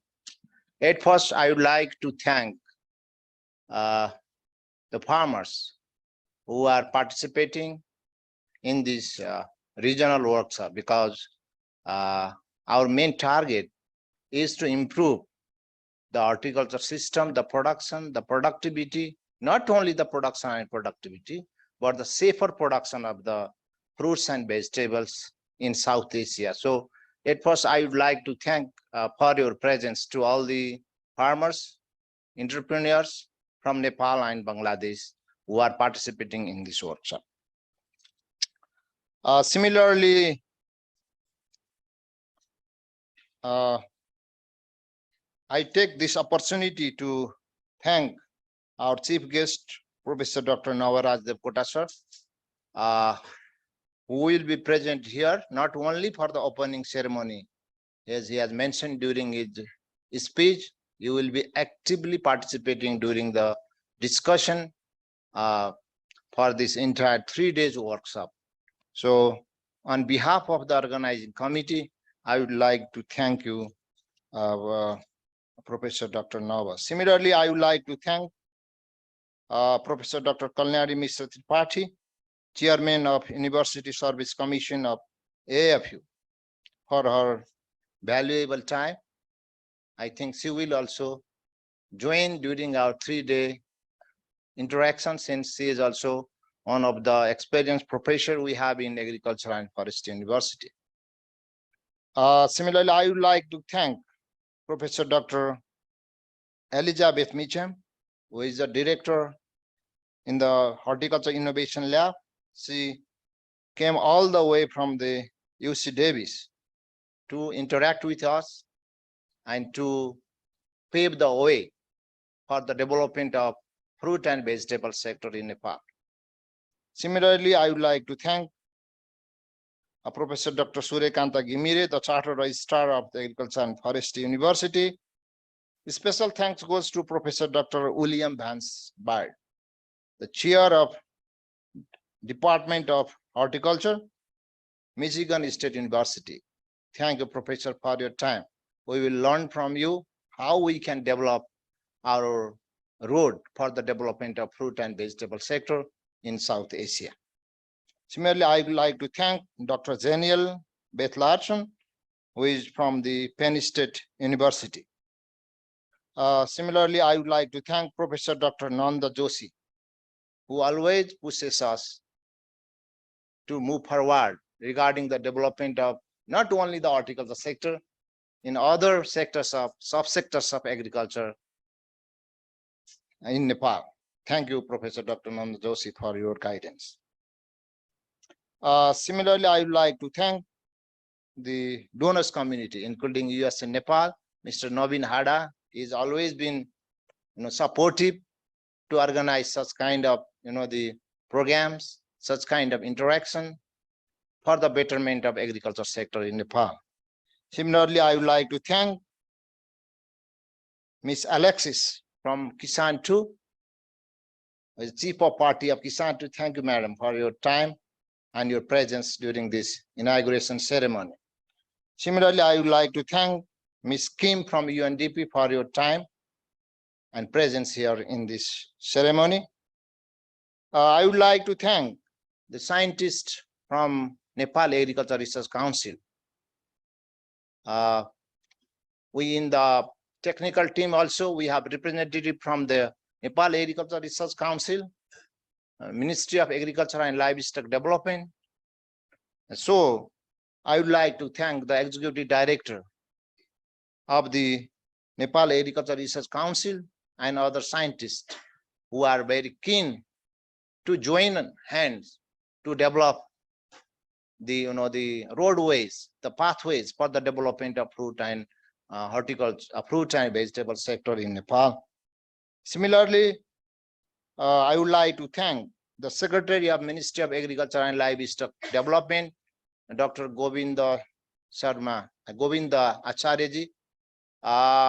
He promised us to join in our entire program, but due to his visit to some foreign country, he missed the opportunity. He has called me that for the success of this program. Similarly, I'd like to thank the Director General and Deputy Director General of Department of Agriculture. I would like to thank Mr. Hastabhadur Bishta sir, who is the Director of Prime Minister Agriculture Modernization Projects. Actually, when we started the consultative meeting for this regional horticulture workshop, we initiated the consultative meeting first from the in discussion with the Prime Minister Agriculture Modernization Projects, and he's always supportive to organize and make this horticulture workshop a success. So thank you, Director of the Prime Minister Agriculture Modernization Project. Similarly, I can see Mr. Benu Prasai, who is the Chief of SQCC. I would like to thank him. Similarly, we have here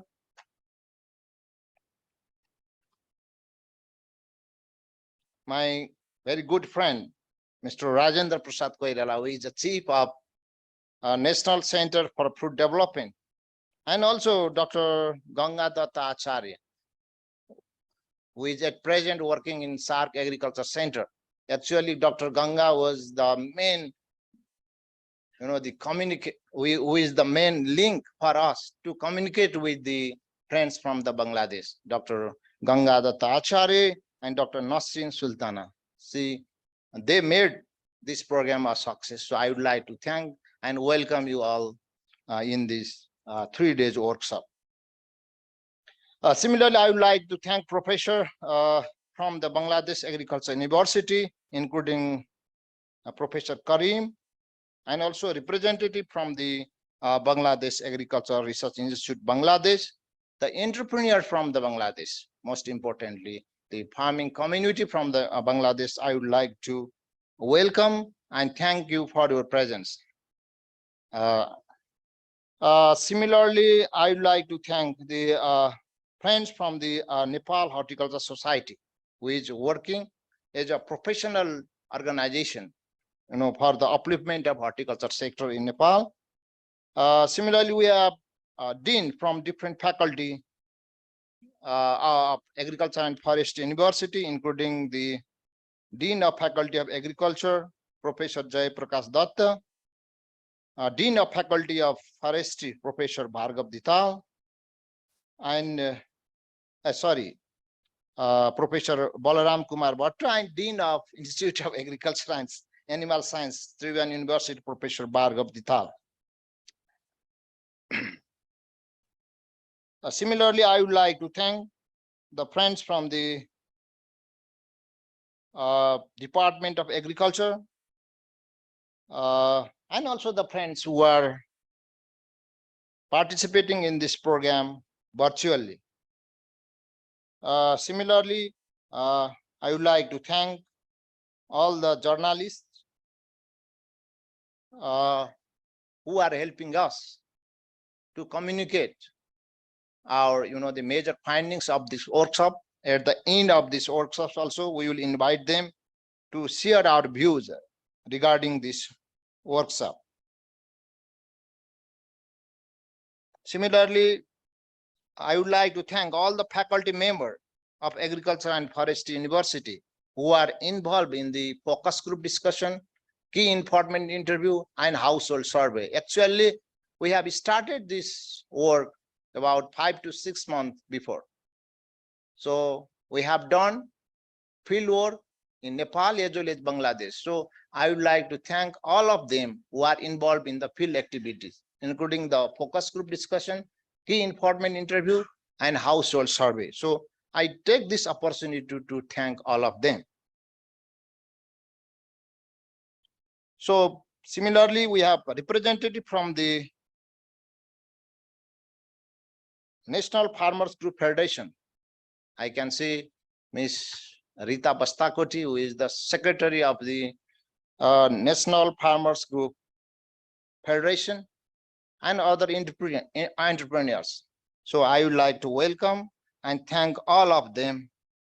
And at last, but most important, I would like to thank all the, the helping hands of this technical team, as well as other, the logistic team for their support.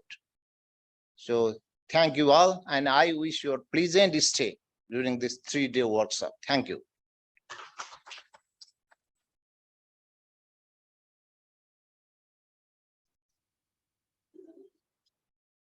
Thank you, Dr. Shrestha, for addressing the vote of thanks to all the participants. Now we are at the end of this inauguration session.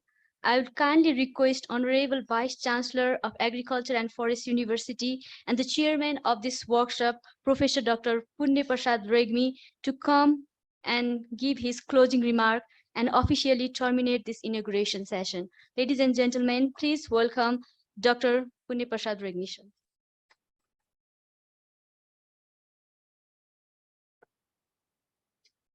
Good morning. Namaste. Thank you, Madam, for your, the MC. Chief guest of this inauguration session, Professor Dr. Navraj Devkota, Vice Chancellor of Gandaki University, Chairman chair, I should say, chair, Kalyani, Professor Dr. Kalyani Mishra, Service Commission of our university, and Charter Registrar Surikanta Gimiri, Professor Dr. Surikanta Gimiri, our distinguished guest of this workshop, Professor Dr. Beth, Madam from UC Davis, distinguished professors from other universities, and distinguished representative from USAID, from Kisan 2, from other, the national, international institutions and organizations, ladies and gentlemen. So this is my great pleasure. In fact, I am very much delighted to be here with this, the very important delegates for this August workshop. I think I should not say much because two presentations made by Professor Beth and our Director of Research and Extension, Professor Arjun, have sufficiently highlighted. And in addition to these two presentations, valuable, the remarks were made by, the different people's representative, different organizations. I think not only horticulture, agriculture itself is very important for the existence of human being and living being, I should say. So there is no other options except agriculture. We have to develop it. We have to go for sustainable development of agriculture. So within the agriculture, horticulture is very important sector. And when we look at the entire food system, so again, horticulture is very important. That how important it is already mentioned by the presentations as well as remarks. I think Nepal is endowed with the nature, precious nature. We have the diversified agroclimatic conditions that we know. We have the 64 meters above the sea level to more than 8,000 meters. We have highest peak of the world. So we have almost all type of climate and weather conditions. There is a lot of opportunities to grow the different crops.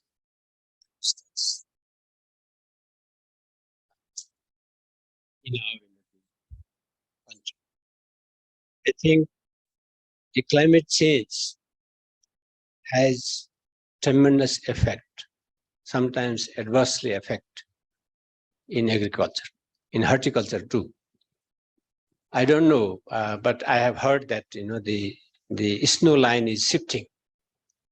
Almost 1 kilometer is shifted.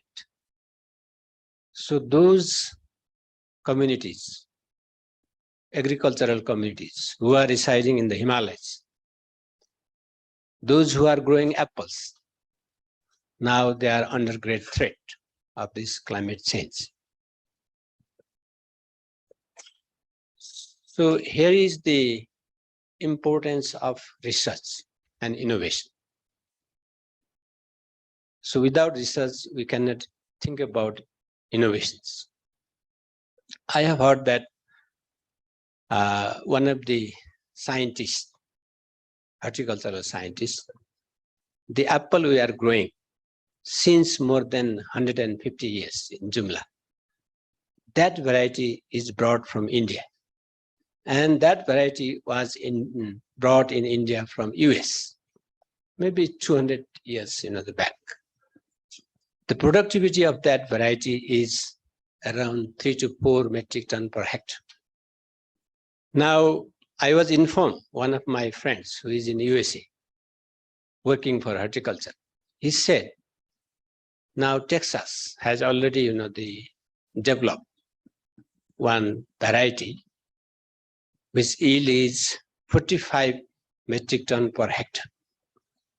He said, if you are interested, if the Nepalese, the government policy also, or policy level people wants, so they can provide us that variety.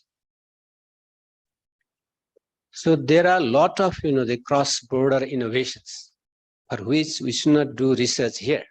Already, the people have done research and come up with very important new innovations which can be adopted and taken benefits. When I was, working as a consultant for the SARP Agriculture Center, Madam, she is here, she was with us. So I was given responsibility to look at at least 10, innovations in Asian countries. There may be local innovations or cross-border innovations. So I found very interesting, the innovations made by local, the scientists. So we have to, do a rigorous studies. What, the local innovations available already?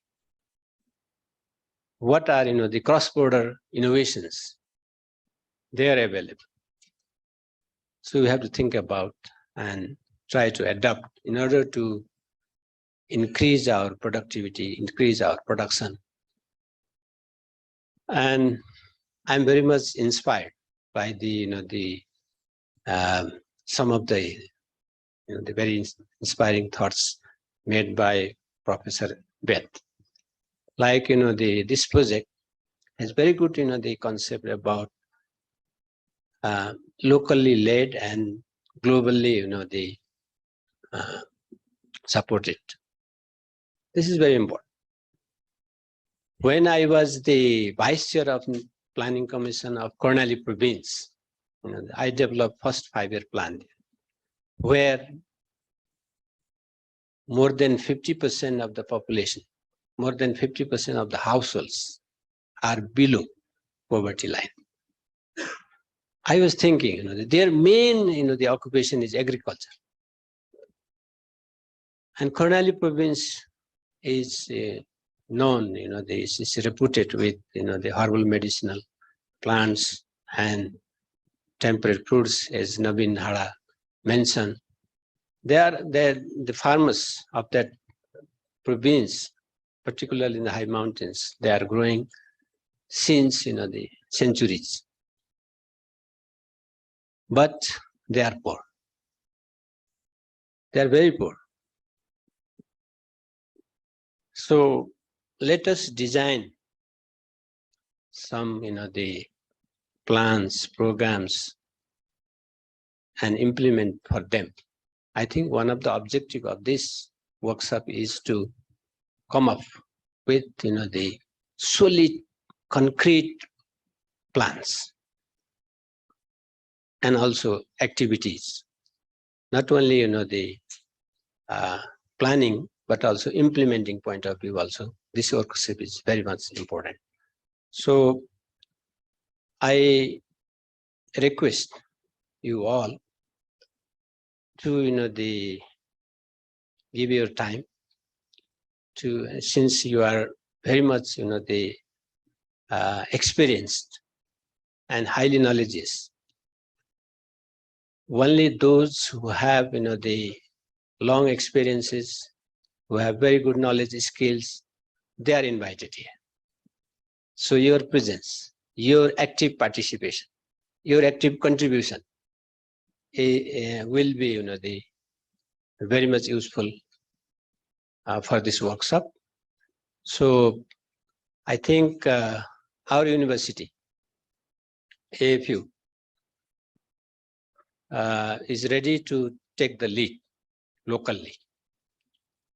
Since we have, the highly experienced senior professors, faculties in our university. So horticultural professors, horticulture, the horticultural scientists we have. So we are ready to support. On behalf of the university and myself, I am committed to support this program. Although the proposals need to be written, which will be very much competitive, right? So hopefully, these projects, the coming projects after, the proposal writing, selection, so there will be some projects. These projects will definitely reshape the existing situation of our, the horticultural landscape. So whatever supports to the possible extent our university will provide required to this project. And we are committed to work for the betterment of our small farmers, for their, the upliftment of their livelihood. So we have 7 constituent colleges in 7 provinces. Even, we can use our students, our, the faculties, our staff to support, the whatever needed in order to promote horticulture sector in our country. That is our responsibility also. Basically, we are 3, the institutions in Nepal to support agriculture. The Ministry of Agriculture and Livestock Development, NARC, and AFU. Although other, the national, international organizations, governmental and non-governmental organizations also supporting. But from the government point of view, 3 organizations, the Ministry of Agriculture and Livestock Development, Agriculture and Forestry University, and NARC are responsible. So now we are committed. We are working in a coordinated manner. 3 institutions, government institutions. That is good news. It was not happening before, but now we are working together. So we want to put our all efforts to make desirable changes in agriculture sector. So today's, the workshop is on horticulture. So we 3, the government institutions as well as other universities and other organizations, national, international. So they are here representing their institutions and committed to support this program. So I assure you, Madam Beth, so under your leadership, this project will be most successful one. I wish for the grand success of this project. Thank you very much. And I adjourn this inauguration session also.